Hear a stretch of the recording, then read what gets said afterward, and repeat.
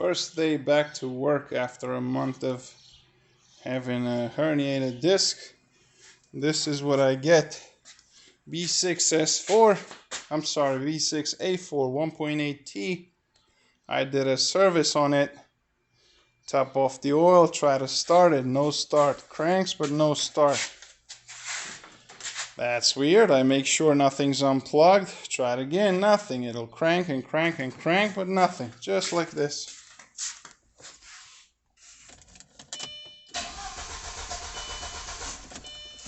Nothing. When I scan it,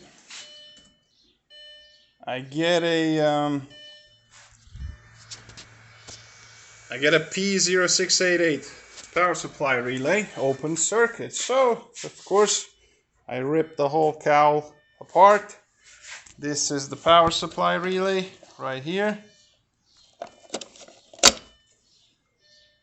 I opened it up. Relay looks good, no real problems. But I did notice it clicks as soon as I put it in.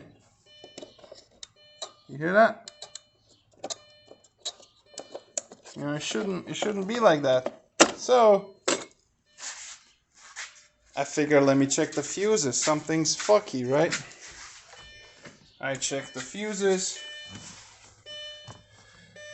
Fuse 29, engine management, 20 amp fuse, blown right there.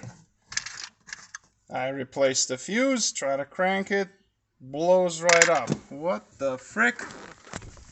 So, this no start condition started right after I changed the spark plugs.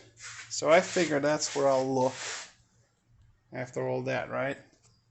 Well, I peel back the boot and this is what I find. All those wires are touching. The insulation is completely cracked and it's all just shorting out. Luckily it blows the fuse, but I cannot believe the car drove fine until now, and now when I changed the plugs I must have just moved it the wrong way and all hell broke loose. So this is what I'm working with.